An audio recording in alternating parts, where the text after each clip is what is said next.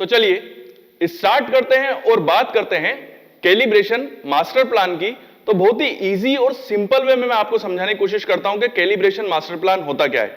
तो सबसे पहले हम समझते हैं कि कैलिब्रेशन जो होता है बेसिकली वो क्यों किया जाता है, बट कैलिब्रेशन करने की जरूरत क्यों पड़ती है। देखिए कैलिब्रेशन क्या होता है उसके ऊपर मैं पहले से एक वीडियो बना चुका हूं, तो वो देख के आप समझ सकते हैं कि कैलिब्रेशन होता क्या है। यहां मैं समझाता हूं कि कैलिब्रेशन की जरूरत क्यों पड़ती है। देखिए कैलिब्रेशन बेसिकली अगर आप देखें तो ये कैलिब्रेशन किन किन इंस्ट्रूमेंट का किया जाता है, जो सोफिस्टिकेटेड इंस्ट्रूमेंट्स हैं, जो टेस्टिंग में, पैकेजिंग में और मैन्युफैक्चरिंग में यूज हो रहे हैं और जो सॉफ्टवेयर के द्वारा कंट्रोल हो रहे हैं।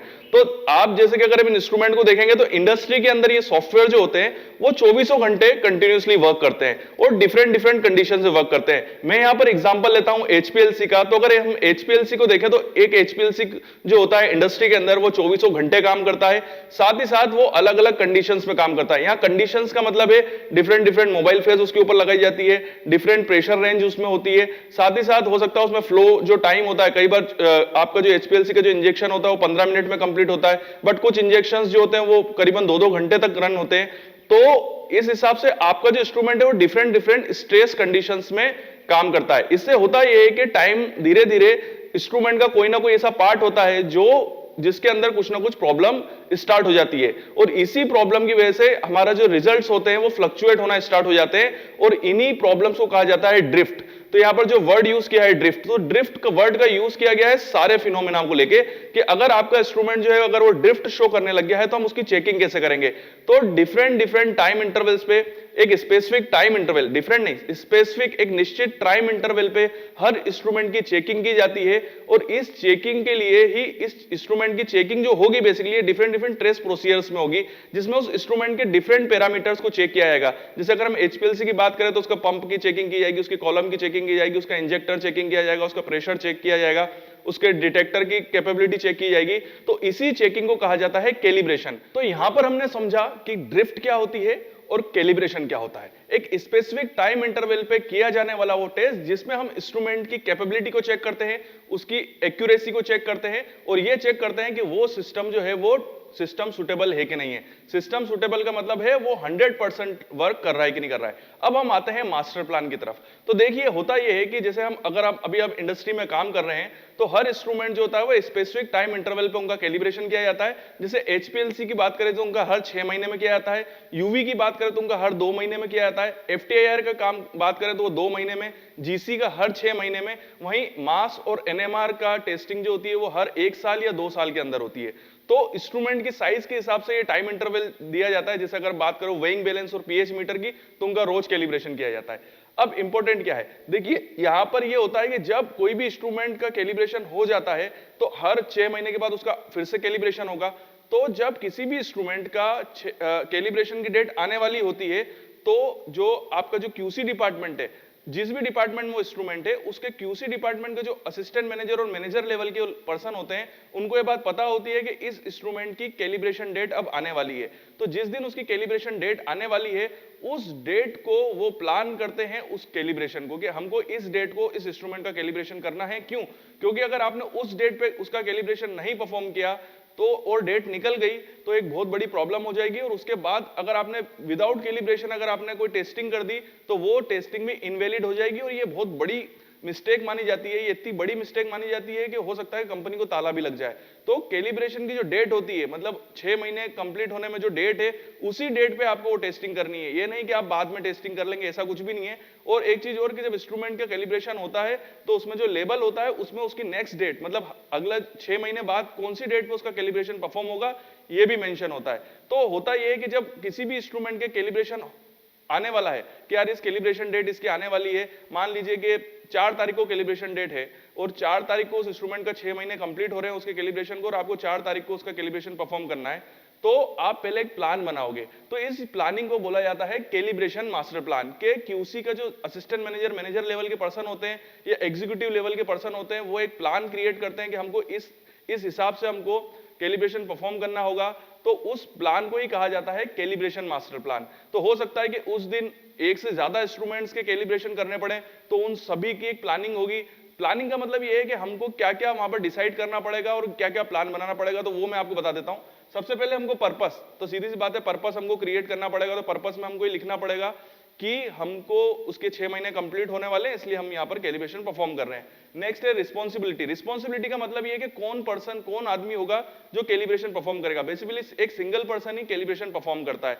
जो एनालिस्ट होगा वो भी डिसाइडेड उस दिन आपको वो भी डिसाइड करना पड़ेगा। सीधी सी बात है, आपको कैसे डिसाइड करोगे कि वो कौन सी बैच, मतलब आप 3 बैचेस में काम होता है, मॉर्निंग और इवनिंग और नाइट शिफ्ट, तो कौन सी बैच में आपको पर्सन अवेलेबल है, उसी पर्सन को आपको फिर ये रिस्पॉन्सिबिलिटी देनी पड़ेगी कि आपको एक कैलिब्रेशन परफॉर्म करना है। वो हो सकता है मॉर्निंग शिफ्ट में पर्सन आ रहा हो या इवनिंग में या नाइट शिफ्ट में, तो नाइट शिफ्ट वाले को तो दे नहीं सकते हो क्योंकि अगला दिन चालू हो जाएगा। या फिर आपको अगर नाइट शिफ्ट वाले को देनी है तो आप एक दिन पहले करो, क्योंकि अगर 4 तारीख है और 5 तारीख को खत्म हो रहा है तो आप 3 तारीख को परफॉर्म करो रात को, ठीक है। तो रिस्पॉन्सिबिलिटी आपको डिसाइड करनी पड़ेगी कौन सा पर्सन करेगा।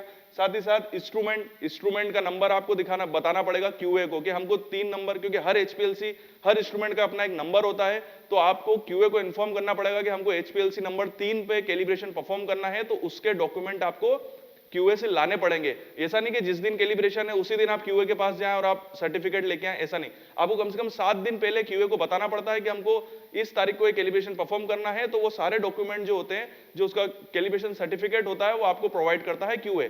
तो इंस्ट्रूमेंट का नंबर के हिसाब से ही वो आपको सर्टिफिकेट देगा कि एचपीएलसी नंबर 3 का सर्टिफिकेट आपको प्रोवाइड करा रहा है, तो आपके पास सर्टिफिकेट आ जाएगा। सर्टिफिकेट आने के बाद आपको देखना है टाइम इंटरवल। तो टाइम इंटरवल का मतलब सीधी बात है 6 महीने में आपको करना है, तो ये आपको करना पड़ेगा कि हाँ हम हर 6 महीने में ये कैलिब्रेशन करते हैं, ये आपको क्यूए को इंटीमेट करना पड़ेगा। साथ ही साथ रिकॉर्ड, जो क्यूए से आपको जो सर्टिफिकेट मिलेगा उसको आपको सिस्टमेटिक वे में रखना है। ये जो सर्टिफिकेट होता है ये क्यूए से एफिलेटेड होता है, इसमें साइन सिग्नेचर सब मिलते हैं। इसकी आप फोटोकॉपी नहीं करा सकते हो, इसमें आप जरा सी भी गलती नहीं कर सकते, मतलब कटिंग वटिंग काटा पीटी नहीं कर सकते हो, इसमें आपको एज इट इज रखना है। साथ ही साथ ये कैलिब्रेशन कंप्लीट होने के बाद वापस क्यूए में जमा हो जाता है, और बाकी सभी लोगों के सिग्नेचर होते हैं, एनालिस्ट के होते हैं, असिस्टेंट मैनेजर के होते हैं, और क्यूए से जो आपको प्रोवाइड कराता है उसके भी सिग्नेचर होते हैं, मतलब वहां के मैनेजर के भी सिग्नेचर होते हैं। तो ये रिकॉर्ड बहुत इंपॉर्टेंट है, क्योंकि यही रिकॉर्ड जो होता है वो इंस्ट्रूमेंट की फाइल में जाता है जो क्यूए में जमा होती है। तो आगे चल के जो ऑडिट्स होते हैं वहां पर इस इंस्ट्रूमेंट के रिकॉर्ड्स में वो फाइल बहुत काम की चीज होती है, और यही सबूत होता है कि आपने कैलिब्रेशन परफॉर्म किया है। तो ये रिकॉर्ड बहुत इंपॉर्टेंट है। साथ में आपको एसओपी भी मिलती है कि आपको कैलिब्रेशन में कौन सी एसओपी यूज करनी है, कौन सी मेथोडोलॉजी यूज करनी है, वो भी एसओपी आपको प्रोवाइड होती है।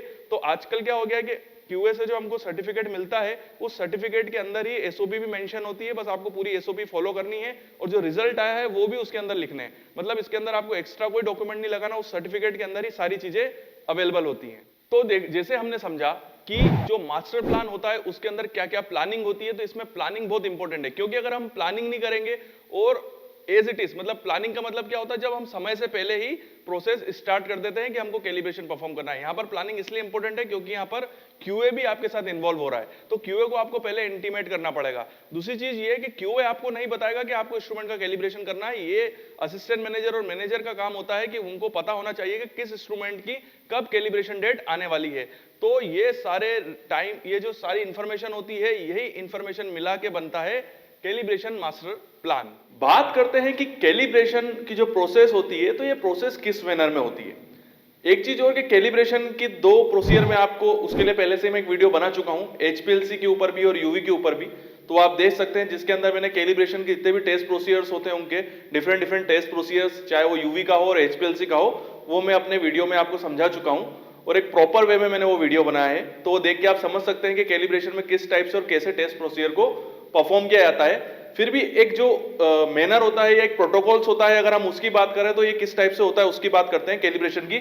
सबसे पहले प्रोफेशनल मैनर, जो कैलिब्रेशन जब परफॉर्म किया जाता है तो पूरा प्रोफेशनल वे में परफॉर्म किया जाता है। प्रोफेशनल वे का मतलब ये है कि जो भी आपको ग्लासवेयर चाहिए वो प्रॉपरली क्लीन होने चाहिए, सिस्टमेटिक वे में वो ट्रे में जमे हुए होने चाहिए, एसओपी रखी हुई होनी चाहिए, आपको जो क्यूए से जो सर्टिफिकेट मिला हुआ है और जो भी एसओपी आपको अवेलेबल हुई है वो सिस्टमेटिक वे में ड्रॉ के अंदर, दराज के अंदर रखी हुई होनी चाहिए। मतलब एक पूरा एक प्रोफेशनल वे होता है ना। तो आप बिल्कुल समझिए कि पूरा जीएमपी जो गुड मैन्युफैक्चरिंग प्रैक्टिस है उसको पूरा सिस्टमेटिक वे में फॉलो किया जाता है कैलिब्रेशन के अंदर। जितनी भी पिपेट्स आप यूज करेंगे वो प्रॉपरली क्लीन होनी चाहिए, सिस्टमेटिक वे में जमी हुई होनी चाहिए, जो भी आपकी रिक्वायरमेंट है वो पहले से आपको अवेलेबल होनी चाहिए।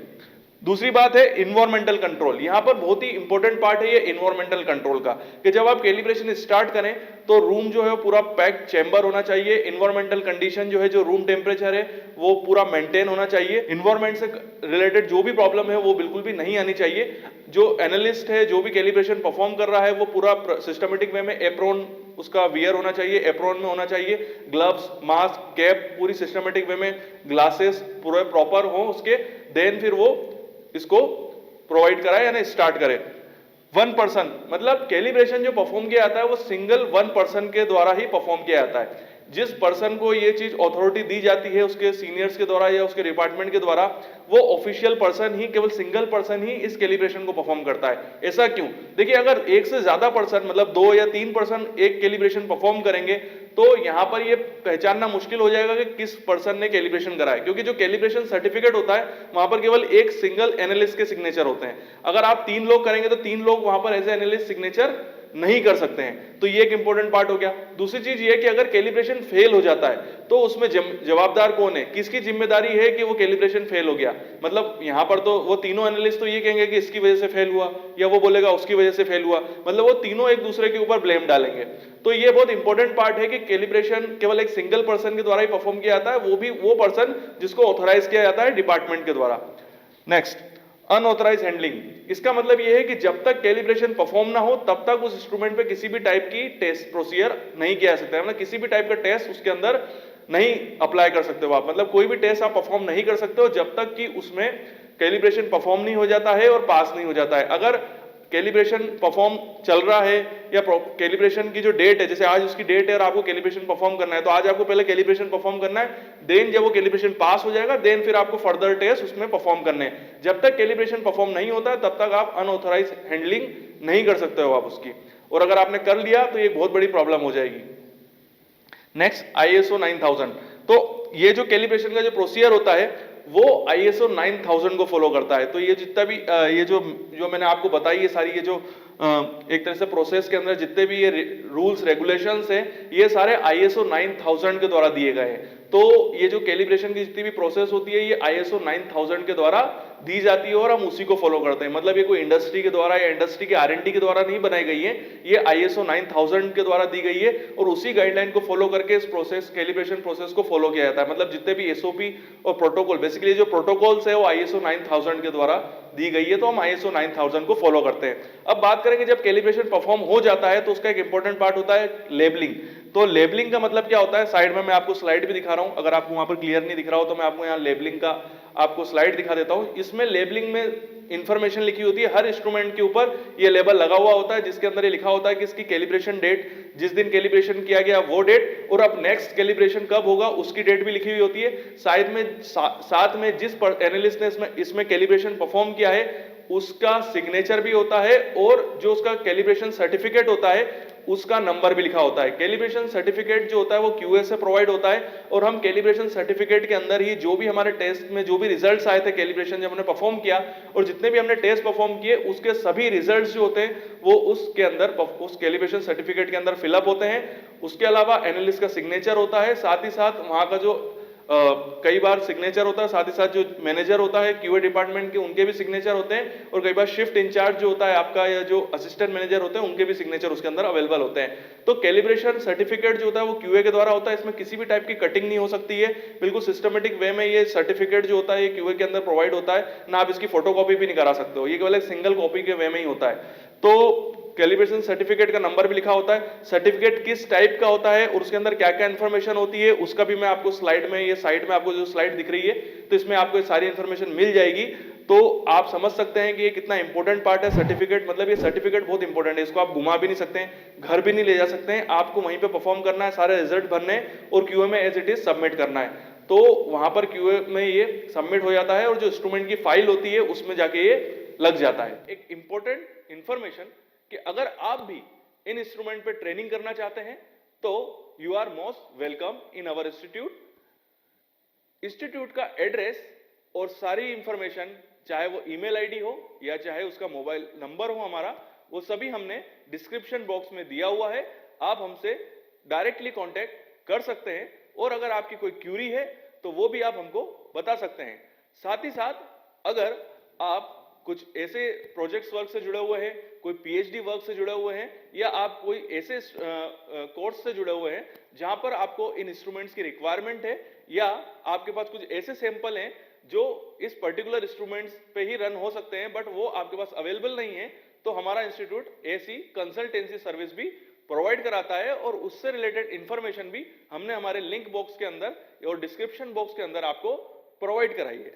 तो बने रहिए हमारे साथ और हमारा वीडियो देखते रहिए, साथ ही साथ हमारे चैनल को सब्सक्राइब करें और बेल आइकन को हिट करें। Thank you.